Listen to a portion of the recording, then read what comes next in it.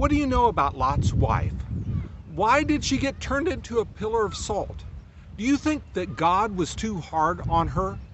And why does Jesus tell us in the Gospel of Luke that we should remember Lot's wife?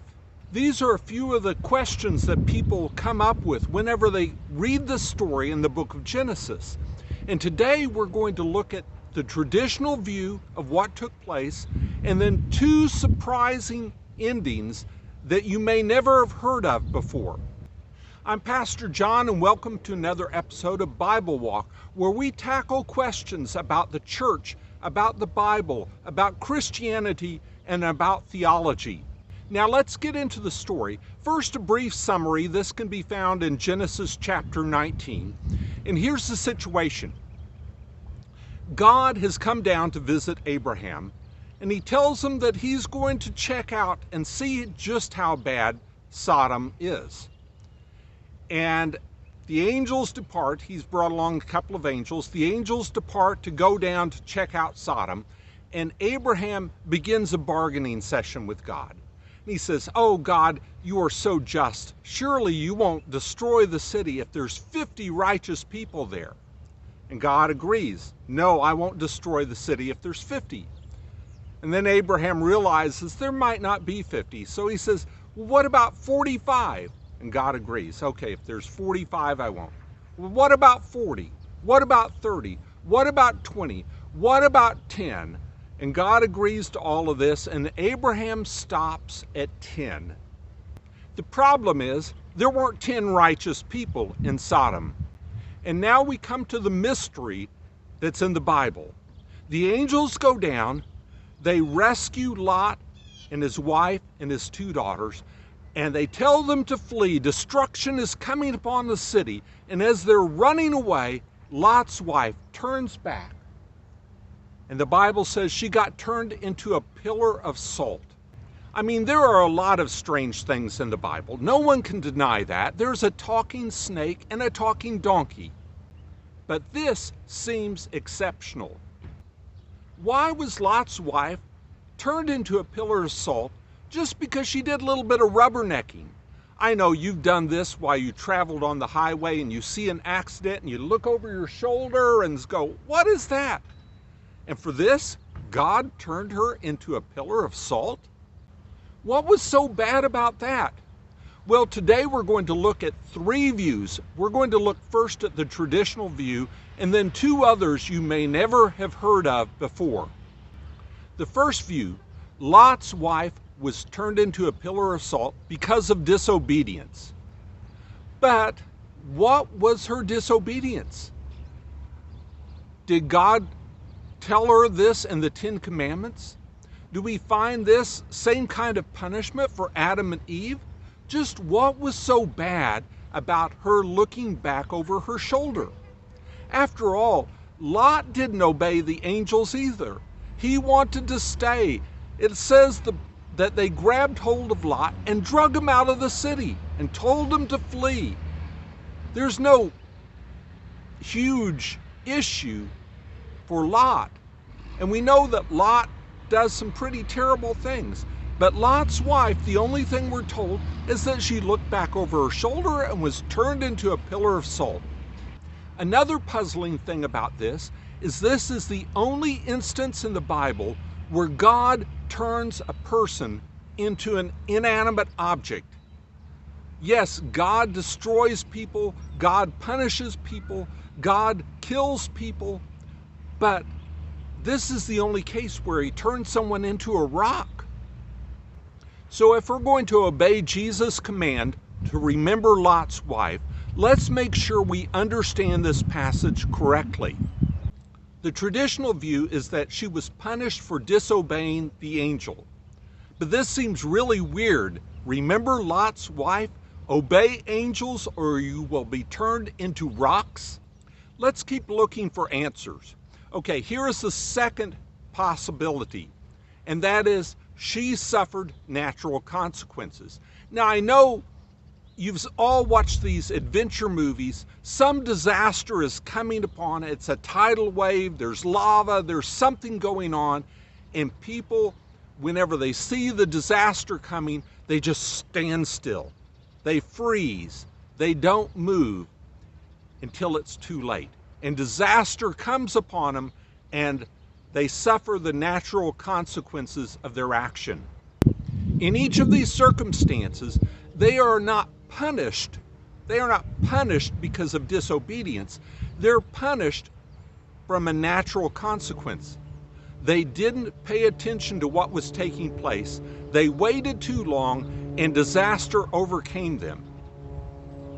Lot's wife didn't pay enough attention to what the angels were saying. She stuck around and she suffered the natural consequence.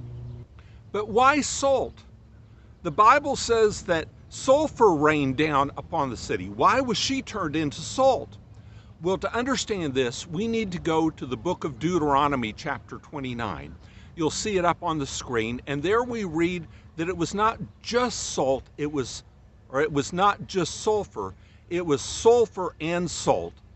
This certainly fits in with what Jesus was warning about. He was warning when the Son of Man came that there would be judgment coming, and don't wait around, don't delay, don't take your chances that everything will be okay. Take action now. And this is a very valid warning. Today is the day of salvation, the Bible tells us. We should not wait till our deathbed to make a confession for Jesus Christ.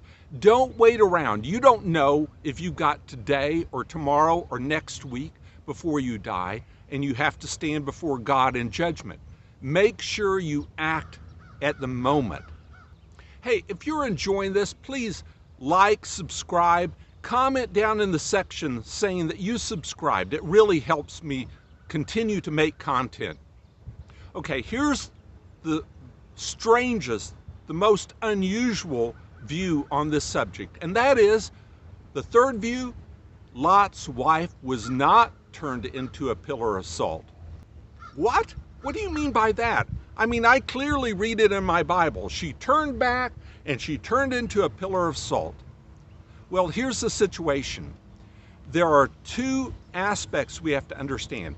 First of all, the word pillar can also be translated garrison. Just like in English, Hebrew words can have multiple meanings. And the second point is this: we really are not sure who the pronouns are talking about. We think it's Lot's wife because she's just been mentioned, but it can also be the city, and it can be the city was turned into a garrison of salt. That would fit in with Deuteronomy 29, where it says, salt and sulfur rained down and destroyed the entire land. So now the passage would be translated, she turned back and looked, and the city was turned into a garrison of salt. This changes everything. Lot's wife is still alive. And what does this reveal to us about her character? Well, she turned back, and what she looked at, she saw her city, her homeland, her land destroyed, but not just temporarily destroyed. It was destroyed permanently. You see, whenever people want to destroy an area forever, they sow it with salt. No vegetation is going to ever grow there again. If you simply put sulfur on the soil, it actually increases its fertility, at least to a certain extent. But salt destroys it. Another point we need to make about this passage is that in this chapter, only 3 verses are not about Lot and his family. And those verses are the verses about Abraham at the end of the chapter. And I've got this up on the screen right here. And what we see in here is that Abraham went to sleep that night thinking he had succeeded. Sodom would not be destroyed. And he wakes up in the morning and he looks out over the countryside and he sees the smoke rising from the city. There's a contrast here. Lot's wife looked back and she saw the land destroyed. Abraham looks down and he sees smoke rising from the death of people. Abraham was concerned about the people dying. Lot's wife was concerned about the vanishing of the prosperity of the land. The Jewish Mishnah has a very interesting statement in it dealing with this situation, and that is, says there's one type of person who says, what's mine is mine and what's yours is yours, and it says this truly is a sodomite. Lot's wife doesn't care about the people being destroyed because that is her mentality. What's mine is mine and what's yours is yours. And this makes the story even darker still. You see, if Lot's wife is still alive, we look to the future of this next chapter, we find out that she's either abandoned her family or she is present when Lot's two daughters make plans to have sex with their father, and she doesn't say anything. After all, no skin off my back. It doesn't concern me as long as I get my stuff. I don't care what happens. Now, some people may say, well, gosh, she's not mentioned. How do we know that she's not there? Well, the Bible oftentimes doesn't mention every character present, only the main ones taking the action. So Lot's wife may have very well been there in the cave when the daughters are planning this action, and she says nothing. After all, she didn't object whenever Lot offered his two daughters to be gang raped in the city of Sodom. So how do we relate this back to Luke chapter 17 when Jesus says to remember Lot's wife? We could say that Jesus is saying, don't focus on possessions. Don't focus on your stuff. Focus on what is important. I'll admit this is a more difficult interpretation. And I will also admit that we are speculating here. We don't know exactly what took place. But this does fit in with Jesus' statements about money and possessions and what is the most valuable thing in life. This interpretation does also make it more applicable to our day and time today.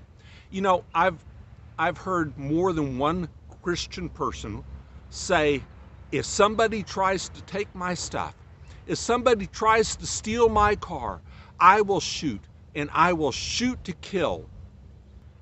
If you love Christ, if you claim to be a Christian, then brothers and sisters, let me say this to you. Don't focus on your stuff. Focus upon people. As Jesus said, life does not consist in an abundance of possessions. God is going to destroy all of this stuff. Don't focus on stuff. Remember Lot's wife. Pay attention. God bless you. This is Pastor John.